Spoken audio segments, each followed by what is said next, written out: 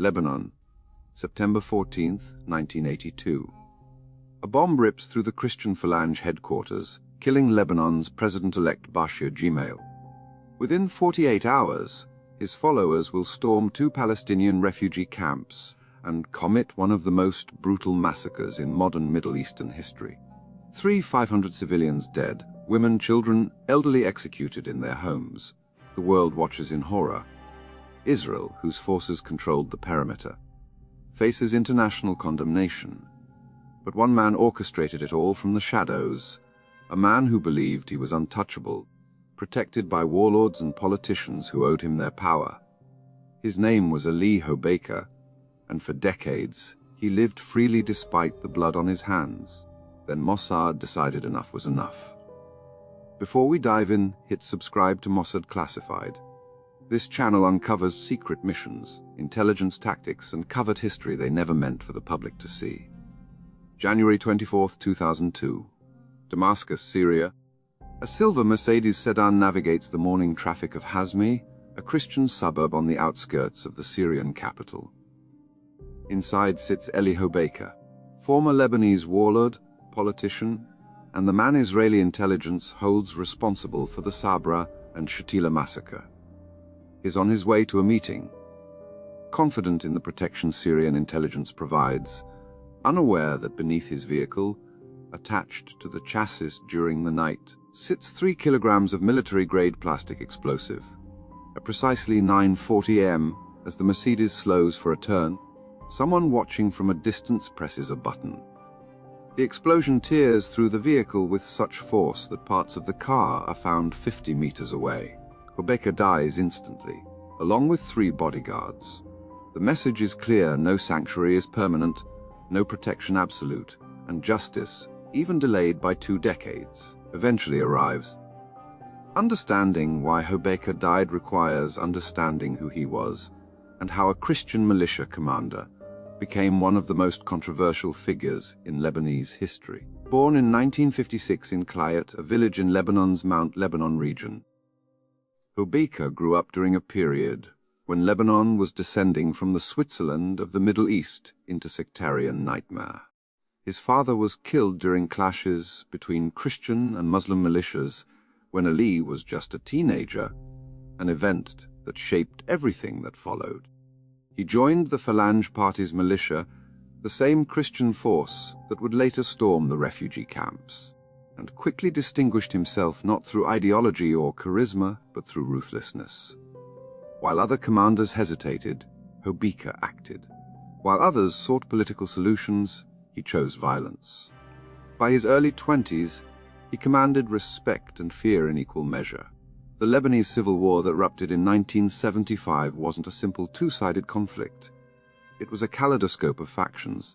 Christian phalangists fighting Palestinian militias, Druze warlords battling Sunni forces, Syrian troops occupying sections of the country while claiming to keep peace, Israeli forces supporting Christian allies while pursuing their own security interests.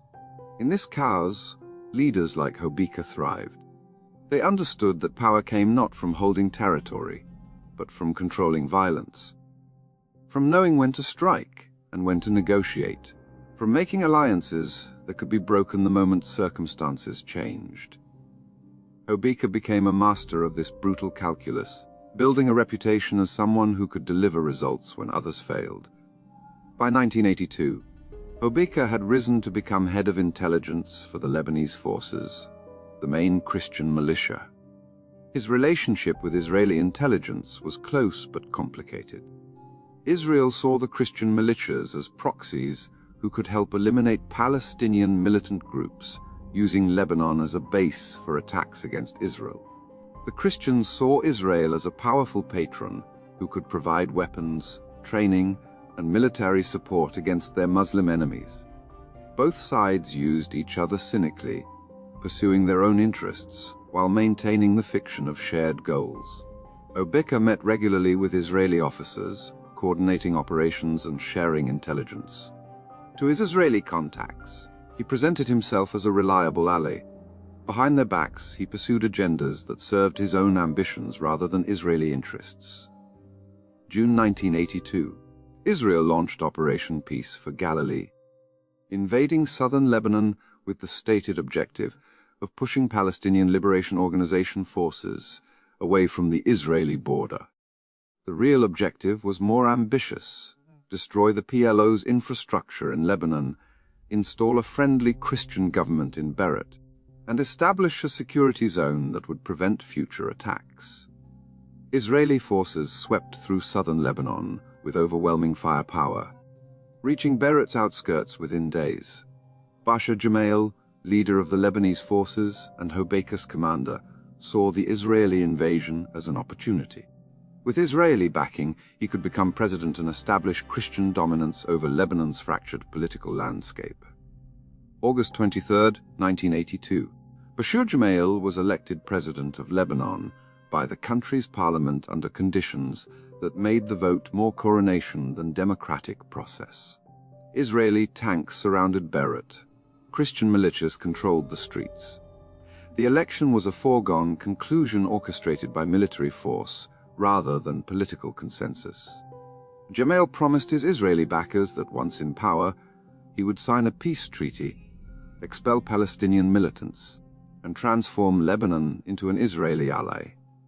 For Israel's leadership, this represented the strategic breakthrough they had sought since invading, a friendly regime in Beirut that would end decades of cross-border attacks and provide strategic depth against Syria.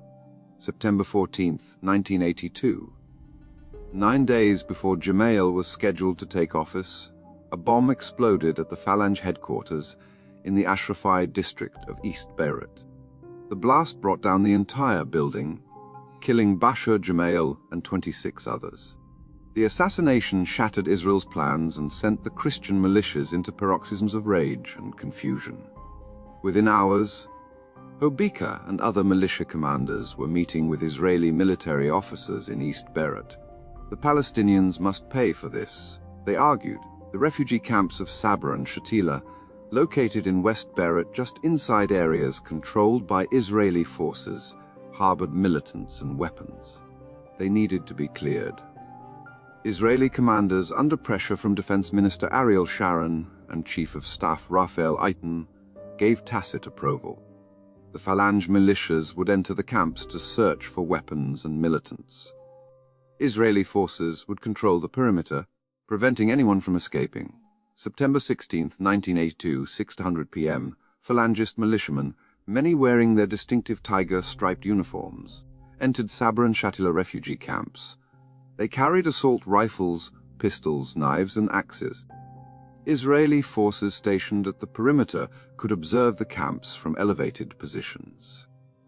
Throughout the night and the following day, Israeli officers saw smoke rising from the camps, heard sustained gunfire, and received reports from subordinates about unusual activity inside. They did nothing to stop what was unfolding. What happened over the next 36 hours remains one of the darkest episodes in modern Middle Eastern history. Inside the camps, the Phalangist forces didn't search for weapons or militants. They executed civilians systematically and with deliberate cruelty. Men were separated from women and children, lined up against walls, and shot. Families were murdered in their homes. Women were raped before being killed. Children weren't spared. The elderly, the disabled, anyone who couldn't flee died where they were found. The killers worked methodically, moving from building to building, ensuring no one escaped. Survivors later described hearing the screams of their neighbors, the begging for mercy that went unanswered, the silence that followed each burst of gunfire. Elie Hobeika was inside the camps directing operations. Witnesses placed him there, coordinating the militia units, ensuring that the killing continued without pause. He personally executed prisoners according to multiple testimonies collected by investigators years later.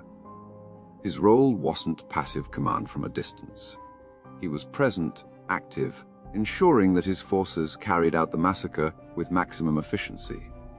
When the killing finally stopped on September 18th, between 800 and 500 people lay dead. The exact number remains disputed because many bodies were buried in mass graves or taken away in trucks. The International Red Cross, which entered the camps after Israeli forces finally allowed access, documented scenes of unimaginable horror. The international outcry was immediate and overwhelming. Images of corpses lying in the streets, of grieving survivors, of mass graves being excavated, appeared on television screens worldwide. The massacre wasn't just a war crime. It was a pogrom, a deliberate attempt to exterminate a civilian population. Israel faced intense criticism for allowing the massacre to occur while its forces controlled the area. An Israeli government inquiry, the Kahan Commission, investigated the events and issued a report in February 1983 that found Ariel Sharon indirectly responsible for failing to prevent the massacre. He was forced to resign as defense minister. But the Christian militiamen who actually carried out the killings faced no justice. Hobeika returned to his life in Lebanon, untouched by international law or domestic accountability. A quick reminder, if you're still watching, you're exactly the type of person this channel is made for. Subscribe to Mossad Classified for deep intelligence breakdowns, psychological warfare analysis, and the hidden truths behind the world's most feared agency. In the years following Sabra and Shatila, Hobeika's career followed a trajectory that would seem impossible for someone with his history. Rather than facing prosecution, he became a power broker in Lebanese politics. Syria, which had initially opposed him, recognized his usefulness and brought him into their orbit. By the late 1980s, he was working with Syrian intelligence, helping Damascus consolidate control over Lebanon's fractured political landscape. He served in various ministerial positions, including Minister of Social Affairs and Minister of Electricity. He lived openly in Beirut, traveling freely, dining in expensive restaurants, appearing on television as a respected political figure. To the survivors of Sabra and Shatila, his freedom was a grotesque injustice. To the families of the victims, his prosperity was an obscenity. But Hobeika had enemies. Other Christian warlords viewed him as a traitor for aligning with Syria. Palestinian groups wanted him dead for obvious reasons. And Israeli intelligence never forgot his role in the massacre that had humiliated Israel internationally and destroyed the political arrangement they had tried to establish through the 1982 invasion. For Mossad, Hobeika represented unfinished business. He had operated under Israeli protection, used Israeli military cover to carry out mass murder, and then aligned with Syria, Israel's enemy. The calculation was clear.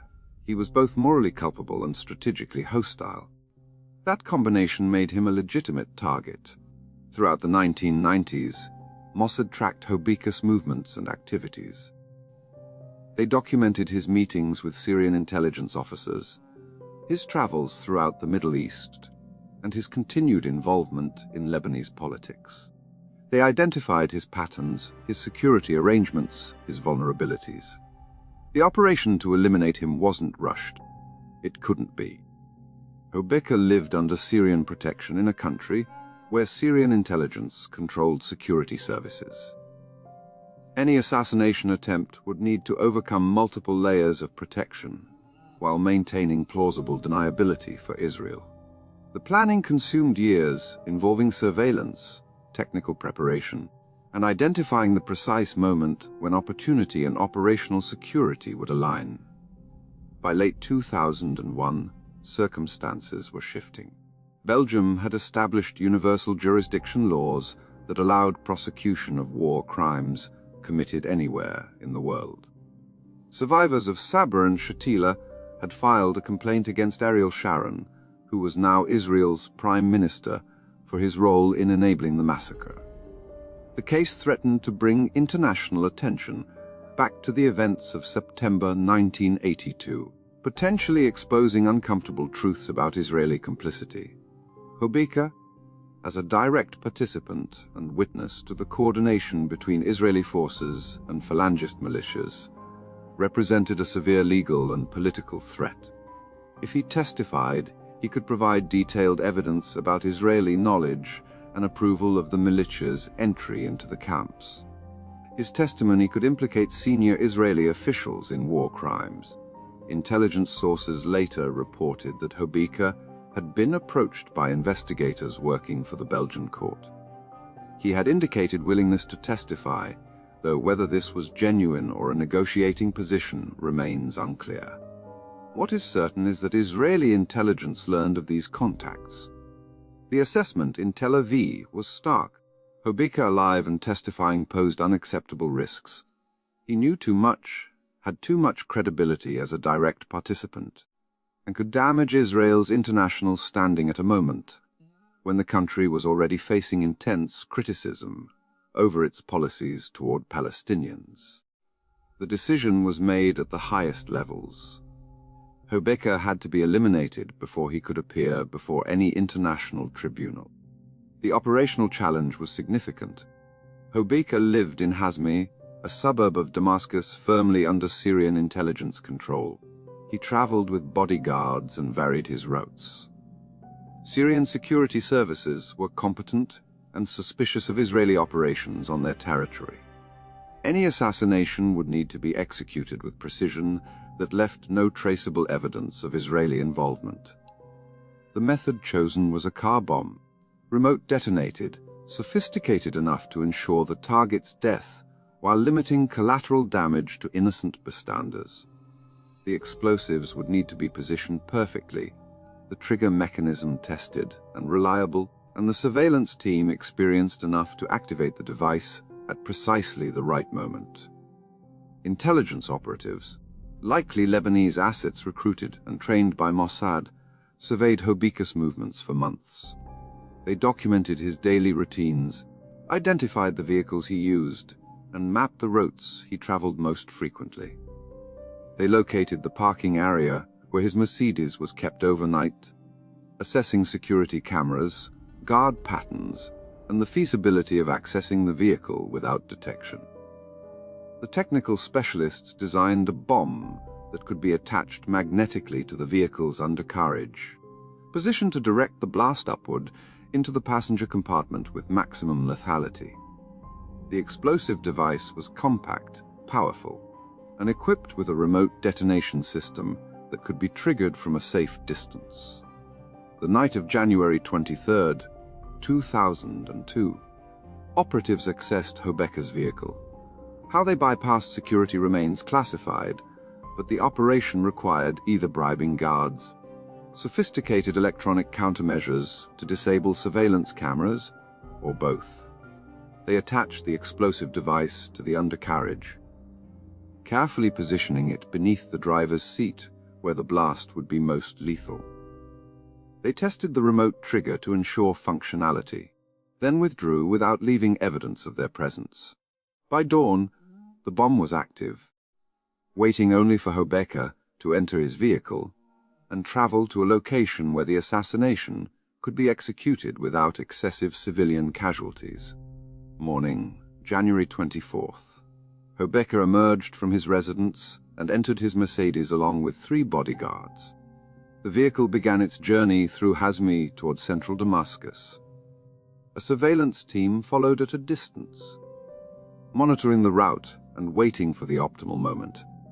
The streets were busy with morning traffic, presenting challenges for timing the detonation to maximize certainty of killing the target while minimizing harm to bystanders.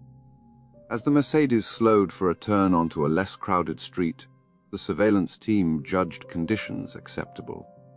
Someone pressed the button. The explosion was massive, tearing the vehicle apart and killing all 4 occupants instantly.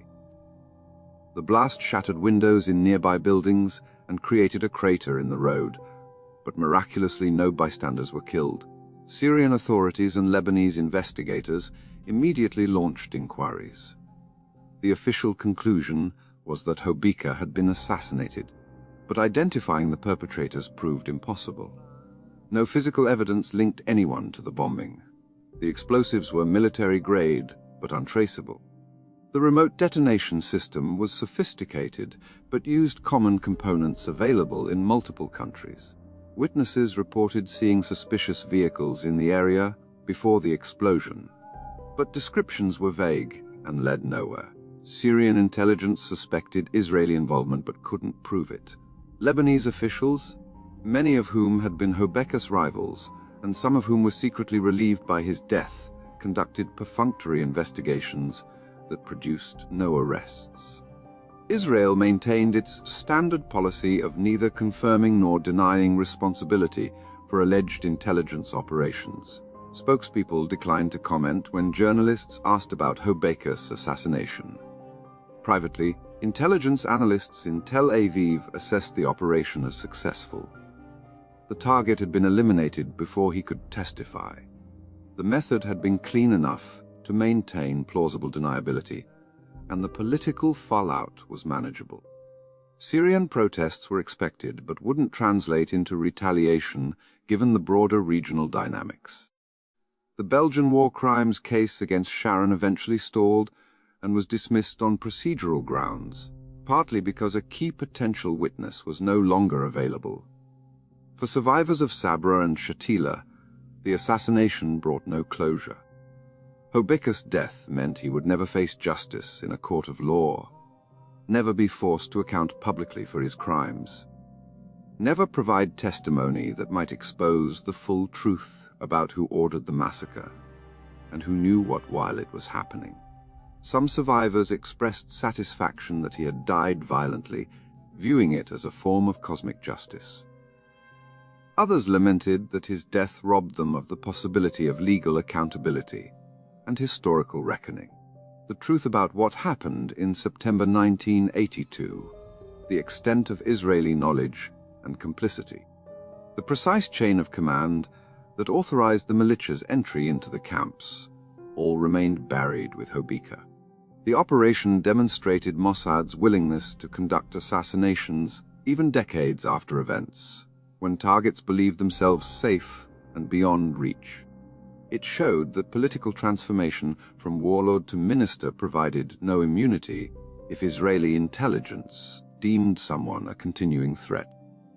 And it revealed the lengths Israel would go to protect its officials from international prosecution, eliminating witnesses who might provide damaging testimony regardless of where they lived or who protected them. The message to other potential witnesses was unmistakable. Cooperation with international tribunals investigating Israeli actions carried lethal consequences. If this story kept you watching, then don't just leave, join the inner circle. Subscribe to Mossad Classified and turn future episodes into automatic intel drops. Because here's the question nobody asks. How many other witnesses met similar fates? Their deaths attributed to car accidents, heart attacks, or random violence, quietly erasing the evidence before it could ever reach a courtroom. The machinery of state power doesn't just shape history. Sometimes it erases the people who remember it.